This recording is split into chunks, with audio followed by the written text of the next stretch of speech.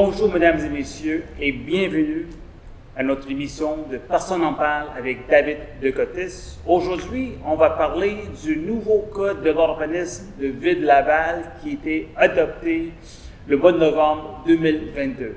Nous sommes ici avec M. Alain Bollard, qui est résident de Ville-Laval depuis des années. Et M. Bollard m'a contacté pour parler de son histoire, de son achat du terrain dans notre ville. Et aujourd'hui, on va parler de son histoire. Bonjour, M. Bollard. Ça va bien? Oui, ça va bien, ça va bien. Très bien même. Merci d'être ici avec nous aujourd'hui. Merci. Alors, vous êtes résident de Ville-Laval depuis combien de temps? 2004. 2004. Alors, ça fait déjà 20 ans. Ça fait déjà 20 ans, oui. Oui. Et vous voulez regarder à Laval, d'acheter un terrain, de construire une maison pour vous, votre famille? Oui, c'était l'intention. Les enfants étaient jeunes. On habitait déjà ici à Laval. On trouvait le secteur très bien. On était heureux du coin, mais on voulait un peu plus grand. Okay? On voulait s'installer dans quelque chose de mieux, plus adapté à nos besoins.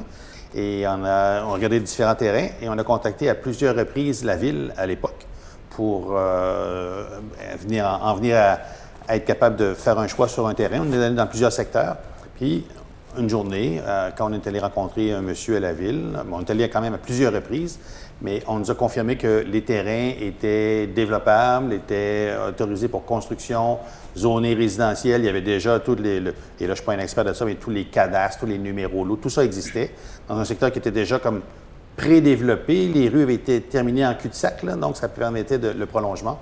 Et on a acheté ce terrain-là quand on s'est fait dire, pas avant, quand on s'est fait dire que la ville allait lancer des appels d'offres pour aller chercher les ingénieurs pour faire la conception des plans et devis, pour réaliser les travaux de rue, et que ça prendrait environ 2 ans. Combien est-ce que vous avez investi dans l'achat de votre terrain? À l'achat, c'était 135 000 peut-être qu'il y a quelques poussières ici et là, mais 135 000 plus les taxes qu'on paye sur un terrain où il y a zéro service là, depuis 13 ans maintenant.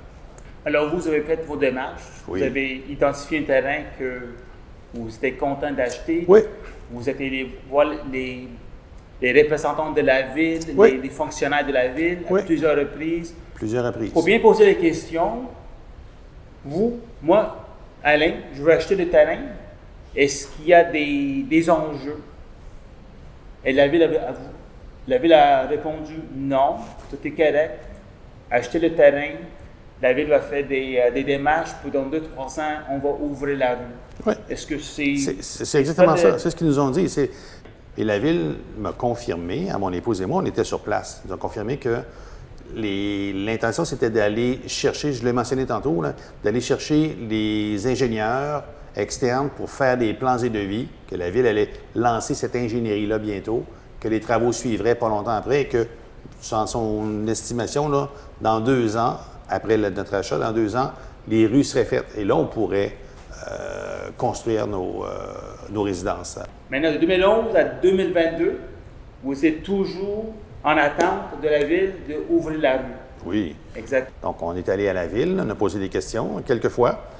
On est allé aussi, même il y a peut-être un peu plus qu'un an, 1 an et demi, on est retourné. Mais les réponses, c'est toujours les mêmes. Là. Ça avance pas, ça aboutit pas. Oui. Alors, c'est ça l'enjeu aujourd'hui, mesdames et messieurs. La ville de Laval, puis quand je parle de la ville de Laval, je parle du maire de Laval, M. Stéphane Boyer et son équipe. Ils ont adopté le nouveau code d'urbanisme de ville de Laval au mois de novembre 2022.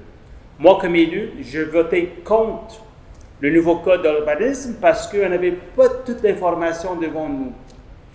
Et c'est ça le magie. Le terrain de M. Boileau, quand il l'avait acheté, c'était zoné résidentiel, prêt à construire. Et quand le nouveau CDU était adopté, le terrain de M. Bollard est maintenant T1. Ça veut dire qu'il ne peut pas construire. Alors, quand vous avez acheté le terrain, la valeur était à peu près 150 000 $. Vous avez payé vos taxes municipaux sur la valeur de 150 000 $. Et quand le maire de Laval et son équipe, ils ont changé le zonage avec le nouveau CDU, ça veut dire que maintenant, vous ne pouvez plus construire. Mm-hmm. C'est quoi la valeur aujourd'hui? de votre terrain? Quand on consulte le site de la Ville de Laval, la valeur du terrain, maintenant, c'est 13 000 13 000 Alors, de 150 000 à 13 000 Est-ce que vous avez l'impression que c'est une expropriation déguisée? C'est plus qu'une impression. Là. Ça ne peut pas être autrement que ça. Je veux dire, on avait le droit de construire, puis là, du jour au lendemain, on n'a plus le droit. Je veux dire, c'est pas possible. S'il y a quelque chose qui est vraiment mal avisé ici, là, je fais attention à mes mots, là, mais on ne peut pas penser que c'est correct. Là. Vraiment, on est lésés, les propriétaires, moi en particulier, avec mon épouse, et les autres aussi. Et c'est pas... L'approche retenue n'est pas correcte, c'est pas éthique, c'est pas moral, c'est pas bon. Là. Ça marche pas. Ça marche pas. Sinon, comment on fait pour avoir confiance en quelqu'un? Puis là, ici, la Ville, je ne veux pas dire quelqu'un, mais comment on fait pour faire des choses alors que les règles changent de façon arbitraire? Ça se peut pas, là. Je suis d'accord avec vous. Moi aussi, j'ai l'impression que c'est une expropriation déguisée. Et j'ai posé la question au maire Boyer, au conseil municipal, sur l'achat des terrains dans notre ville. Alors, je veux vous faire écouter la réponse du maire sur l'achat des terrains dans notre ville. Oui, merci Mme la Présidente. Écoutez, le courage politique, c'est certainement pas de laisser un promoteur faire ce qu'il veut. C'est certainement pas de rester les bras croisés devant la protection de l'environnement. On a devant nous un terrain, comme l'ont mentionné mes collègues, qui a une belle érablière sur le site, qui fait partie de notre trame verte et bleue, qui est dans un secteur fortement développé avec peu de milieux naturels restants. Alors, au contraire, je crois qu'on prend les responsabilités qui nous incombent. Je comprends le point de mon collègue de dire les promoteurs ont des droits, les propriétaires ont des droits, c'est vrai. Mais vous ne me ferez pas pleurer, là. Le promoteur a acheté son terrain, il a belle lurette, il va le vendre au prix du marché. La Ville, dans son processus d'expropriation, a des compensations pour les dommages et pénalités. Alors, vous me ferez pas pleurer avec ça. Pour ce qui est du zonage, on a déjà eu le débat ici. Je comprends que certains membres de l'opposition ont acheté des terrains dans des boisés par le passé en espérant les développer. Mais ce que j'avais expliqué à l'époque, c'est que c'est un gamble, c'est une décision d'affaires. La Ville peut réviser sa position sur comment on aménage le territoire. Monsieur Ballard, je viens d'écouter M. le maire. Moi, je suis d'accord avec vous. Je trouve qu'il est un peu déconnecté de la réalité, de ce qui se passe sur le terrain. Il est déconnecté de la réalité de le nouveau CDU et comment ça impacte la qualité de vie des citoyens. C'est quoi votre impression, monsieur? Voilà. Je suis très, très surpris. Je pense que, je ne sais pas si on peut parler du mot déconnexion. Je pense qu'il y a une déconnexion. Là. Nous, notre terrain est à Hauteuil, tout près de la gare Sainte-Rose, dans un secteur qui permet une densification, comme tous les urbanistes le proposent partout au Québec, en Amérique, en Europe. On doit densifier. On est juste là. L'endroit est idéal. Moi, je veux vous montrer quelque chose, M. Boilard. Ce que j'ai fait, je suis allé sur le site web de Laval et j'ai pris une photo de tout le boisé où votre train se situe. Mm-hmm. Et j'ai fait 2 carrés. Un carré, c'est les terrains où votre train se situe et l'autre carré, c'est en jaune, c'est d'autres terrains. Et la ville de Laval a décidé que le carré vert, vous voyez, c'est le carré où le zonage a changé. Vous n'avez plus le droit de construire. Non. Et le carré jaune, c'est juste à côté. Je ne vois aucun différent. On peut construire. D'après vous, comment est-ce que la Ville a décidé de dire non, le carré vert, on ne peut pas construire, mais le carré jaune, oui, on peut construire. Comment la Ville a décidé, j'en ai aucune idée. Ça paraît comme très, très arbitraire. Parce que déjà, on le voit bien sur le site là, de la géomatique de la Ville. On voit très bien tout le pattern des rues, là, tout ce qui a été prévu à l'époque. Les terrains sont tous là. Moi, mon terrain, je le vois, il est ici. Là. Et après une discussion, je ne sais pas quoi, l'adoption d'un règlement municipal, on ne peut plus construire. C'est pas acceptable. Là. Surtout, après ça a été fait dire que les terrains étaient construisibles, on allait construire. C'est ça la difficulté ici. Là. Je ne l'ai pas acheté, puis je me répète peut-être, mais je ne l'ai pas acheté en gamblant. Là. Je ne suis pas un promoteur. Moi, je suis un citoyen qui voulait construire une maison avec mon épouse pour nos enfants. Et là, du jour au lendemain, on n'a plus le droit. C'est pas correct. C'est pas correct. Je suis d'accord avec vous. Moi, je regarde les terrains. C'est un gros carré. Ils ont splitté ça en deux. Ils l'ont divisé en deux. Ils ont décidé le carré à droite, on peut construire. Le carré à gauche, où votre terrain se trouve, on peut construire. Moi, je suis vraiment déçu. Comme j'ai mentionné au début, moi, j'ai voté contre ce nouveau CDU à cause des impacts comme ça, à cause de votre situation. Aujourd'hui, c'est quoi les prochaines démarches? C'est quoi les prochaines étapes pour vous? Parce que vous avez perdu toute une économie. Vous avez dépensé 150 000 $ de votre argent. C'est de comptant. Et plus, parce que je paye des taxes depuis longtemps. Là. En plus. Alors, et puis vous n'êtes pas le seul. Ici, il y en a peut-être une 50 terrains. Oui, 59, je crois. 59 terrains où les citoyens aujourd'hui, les résidents, ne peuvent plus construire. C'est quoi les prochaines démarches pour vous, les prochaines étapes? On parle j'ai des échos des poursuites. Bon, écoutez, on sait, nous sommes des propriétaires, pour la plupart des propriétaires uniques. On s'est fédérés, je ne sais pas si j'ai le bon terme ici, mais on s'est rencontrés, on a créé un petit groupe pour parler de notre situation à chacun. Et je ne suis pas le seul, là. La plupart des gens à qui on a parlé ont vécu à peu près la même chose, là. On a acheté un terrain. Quand la ville leur a dit que ce serait construisible, on est plusieurs comme ça, là. Donc, on pousse notre dossier. Naturellement, oui, on a parlé, on a eu des conseils juridiques. On travaille ce dossier-là pour faire valoir nos droits. Point. Je veux dire, on ne veut pas abuser de la situation. On veut juste que nos droits soient respectés et non bafoués. Et on se retrouve le bec à l'eau suite à des décisions qui sont politiques et ou arbitraires et ou, je ne sais pas, mais certainement pas éthiques et pas tout à fait morales non plus, je trouve, là, pour venir modifier des engagements annoncés par les fonctionnaires de la ville qui, je présume, ont une parole à qui on peut croire, là, on peut porter confiance. Là. Alors, est-ce que vous êtes d'accord que c'est peut-être une décision abusive de la ville, du maire, envers vous et les citoyens qui ont des terrains aussi? Bien, certainement que la décision n'est pas correcte, abusive, je ne sais pas quelle autre épithète utiliser, mais ce n'est pas une décision qui est correcte, qui respecte, je pense, le droit des citoyens qui ont acheté en toute bonne foi, après même, dans notre cas, après recommandation ou confirmation de la ville. Donc, oui, c'est une décision qui est abusive. Qui est abusive.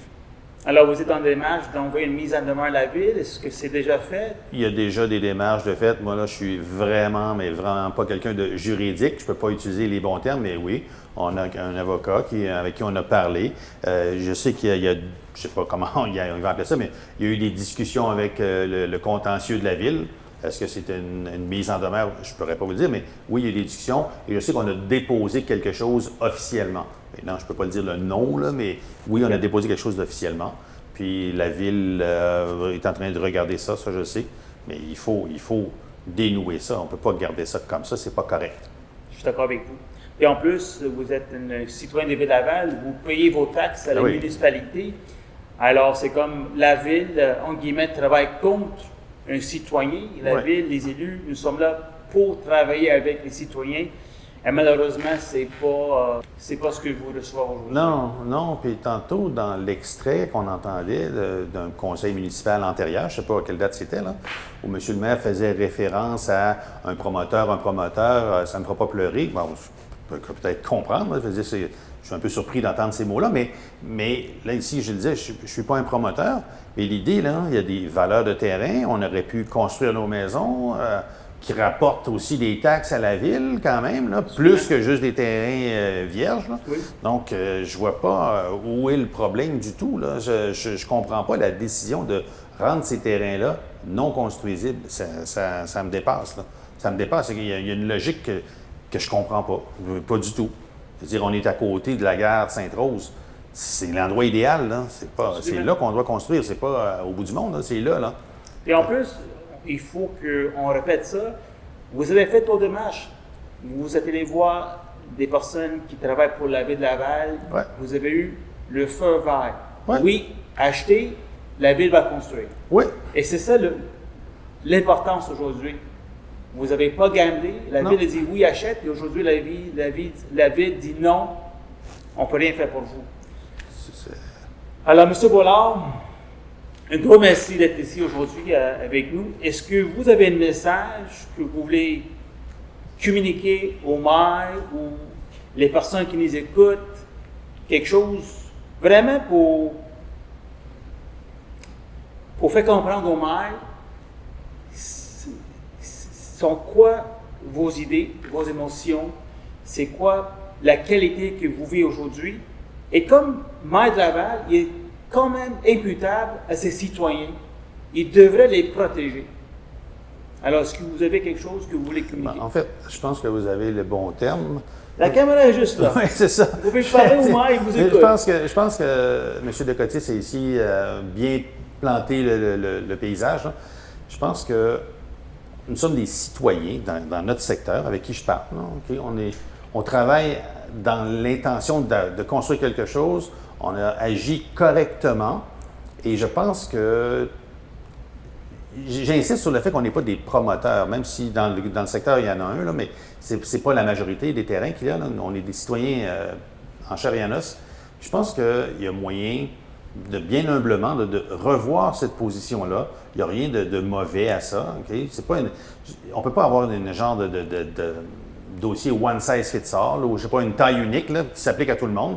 Je pense que dans ce secteur-ci précis, avec les avantages de la gare Sainte-Rose, on doit revoir ça et modifier ce qui a été modifié dernièrement à la lumière de ce qu'on nous a dit à l'époque qu'on pouvait aller de l'avant. On n'a pas gamblé. C'est ça l'affaire. Puis ça me heurte beaucoup. Là.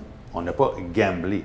On a acheté quand on nous a dit à la ville, en qui on a de la parole qu'on a prise, là, qu'on a cru, qu'on pouvait construire une maison. C'est là qu'on a acheté, pas avant.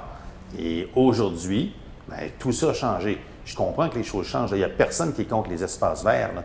On est tous pour la vertu et l'amélioration du public, du bien public. Tout ça, on est tous pour ça, moi comme les autres. Mais globalement, quand on le regarde, bien, développer ces terrains-là nous permettent de construire nos maisons qui vont rapporter beaucoup plus de taxes municipales que des terrains vierges présentement. Bien, dans leur localisation, sinon les gens vont aller s'installer ailleurs qu'à Laval. Bien, c'est correct, tout le monde a le droit de s'installer où il veut, mais je pense qu'on peut s'installer à Laval. Bien, écoutez, M. le maire ou tous les gens du parti au pouvoir, bien, je pense que vous pouvez bien humblement reconsidérer tout ça.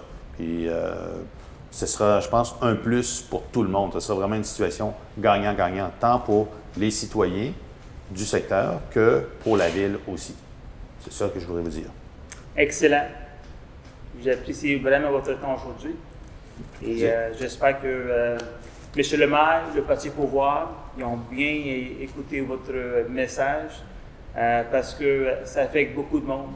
Vous êtes assez courageux de venir sur notre émission de Personne en parle, mais il y a d'autres citoyens qui vivent les mêmes moments difficiles comme vous, qui ont perdu une économie presque d'une vie à 150 000 $. C'est de l'argent. Alors, j'espère que le maire il va reconsidérer le zonage qui ont appliqué à vos terrains. Oui. Encore, M. Bollard, merci d'être venu à notre émission Personne n'en parle. C'est toujours un plaisir de vous avoir. Oui. Et le courage que vous avez eu de venir ici aujourd'hui. Ça m'a fait plaisir. Puis je pense que je le dis faisant pour nous, mais pour d'autres personnes aussi. Là, je pense que c'est important que tout ça se termine bien. Absolument. Merci beaucoup encore. Merci. Mesdames et messieurs, vous avez entendu M. Bollard et son histoire. Il a acheté un terrain en toute foi. Il a communiqué avec des personnes de la ville. La ville même à lui encouragé d'acheter son terrain. Il a investi 150 000 $ de son argent pour le terrain, prêt à construire. Et avec la ville et le maire Boyer et son équipe, ils ont changé le zonage. Et aujourd'hui, M. Bollard et d'autres propriétaires dans le carré, aujourd'hui, ils n'ont plus le droit de construire. Leur terrain a une valeur de presque zéro, d'une valeur de 150 000 $ et aujourd'hui, 13 000 $. Alors, je remercie M. Bollard pour son courage d'être avec nous et de partager son histoire. Je suis certain parce que je reçois beaucoup de courriels de beaucoup de monde qui ont les mêmes enjeux. Alors, vous pouvez toujours me contacter. si vous voulez parler d'autres sujets. Mais d'ici à là, je dis merci d'avoir m'écouté et à la prochaine fois.